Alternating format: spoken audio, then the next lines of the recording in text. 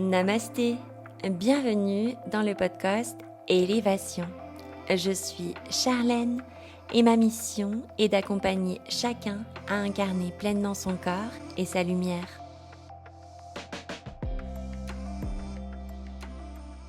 Bonjour à toi et bienvenue dans ce nouvel épisode.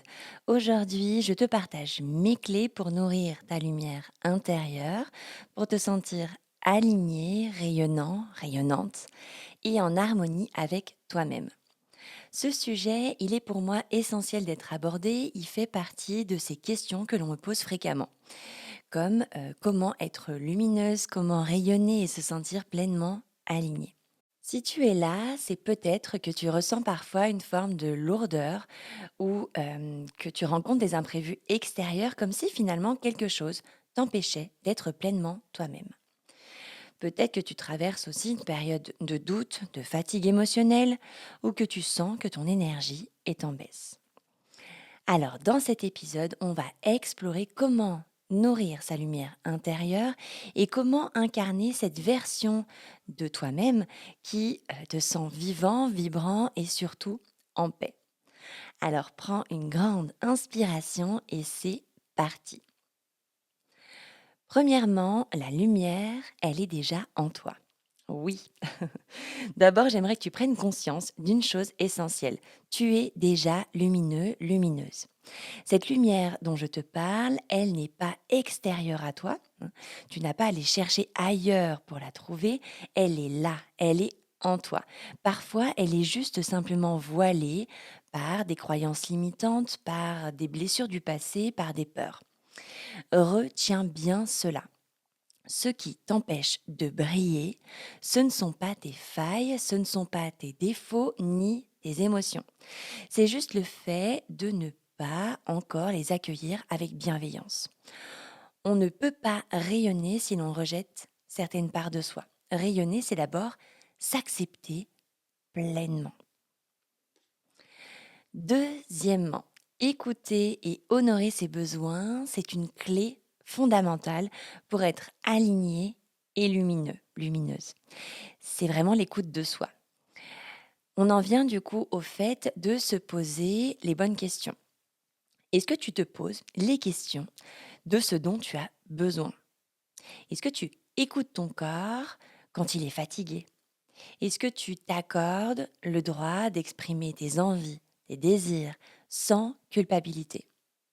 Tu prendras un moment ou tu peux prendre un moment là pour y réfléchir, parce que trop souvent, on s'oublie.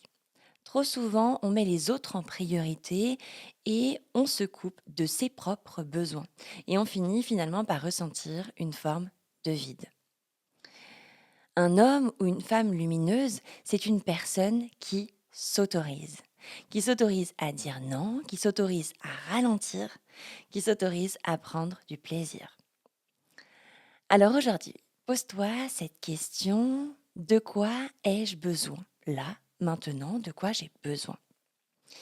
Et ose y répondre avec douceur et honnêteté envers toi-même. Troisièmement, accueillir ses émotions sans se juger. Autre point essentiel, être lumineux, lumineuse ne veut pas dire être toujours joyeux, rayonnant.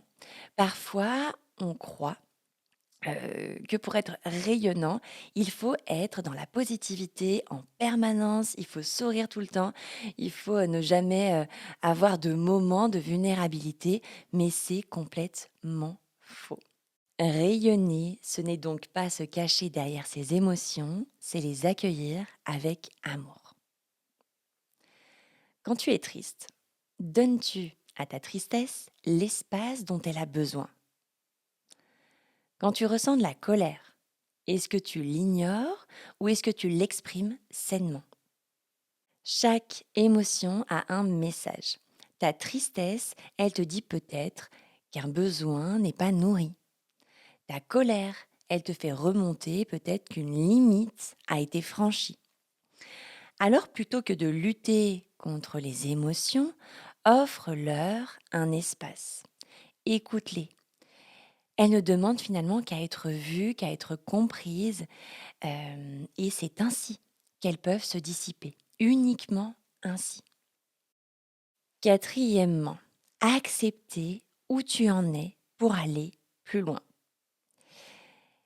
Il y a une phrase que j'aime beaucoup qui dit: «Ce à quoi tu résistes persiste». Donc ce qui veut clairement dire que plus tu vas lutter contre la réalité, plus elle te pèse. Plus tu nies tes blessures, plus elles s'imposent. L'acceptation est une clé puissante. Accepter, ce n'est pas abandonner, ce n'est pas se résigner, c'est reconnaître où tu en es aujourd'hui sans jugement. C'est donc complètement OK si en ce moment tu es fatigué. C'est donc OK si tu traverses une période de doute. C'est accepter sa condition. Et après cette acceptation vient la transformation. Parce qu'une fois que tu vois les choses telles qu'elles sont, tu peux commencer à les transformer, à les changer. Cinquième point, nourrir son énergie pour vibrer plus haut. Pour être lumineux et rayonnant, il est important de prendre soin de son énergie. Alors comment prendre soin de son énergie? Retiens ces 3 points essentiels. Premier point, en choisissant ce que tu vas nourrir vraiment. C'est-à-dire quelles activités te font du bien, qu'est-ce qui nourrit ta vie, qu'est-ce qui l'alimente, et en les mettant au cœur de ton existence. Ces instants sont là pour te faire du bien, pour t'élever. Alors, donne-leur leur place et priorise-les. Deuxième point, en t'entourant des bonnes personnes. On a tous un large entourage. Des fois, il y a une part de notre entourage qui va nous tirer vers le haut et d'autres fois, il y a une part qui va nous tirer vers le bas. Et là, c'est très important de faire un tri ou de ralentir ces relations qui nous tirent vers le bas, en tout cas de les rendre moins présentes dans notre existence parce qu'elles nous fait baisser. Elles nous font baisser en vibration et elles nous, elles nous amènent à une perte vraiment d'énergie. Troisième point, en élevant la qualité de ce que tu consommes. Alors, pas seulement au niveau de la nourriture, mais aussi au niveau de tes pensées, des informations, des contenus que tu peux regarder. La qualité de ce que tu consommes jour après jour, instant après instant, est essentielle pour cultiver une bonne énergie. Ces 3 points, ils vont être vraiment essentiels pour t'élever, pour avoir une énergie et pour la rendre vraiment précieuse, cette énergie, pour en prendre soin, pour la protéger, pour la nourrir et pour l'honorer. On y vient au sixièmement. Oser briller sans peur du regard des autres. Enfin, une dernière chose importante, tu as le droit de briller.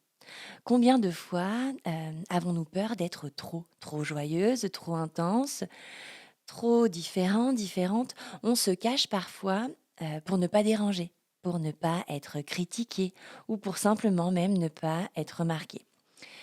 Mais la vérité, c'est que tout le monde a besoin de ta lumière. Tout le monde est là pour briller. Ne retiens pas ton éclat, ose t'affirmer, ose être pleinement toi, parce qu'une personne qui brille, eh ben, elle inspire les autres à briller aussi. Et pour conclure, j'aimerais que tu te répètes cette affirmation. Je m'autorise à rayonner. Ma lumière est précieuse et je l'embrasse pleinement. À toi.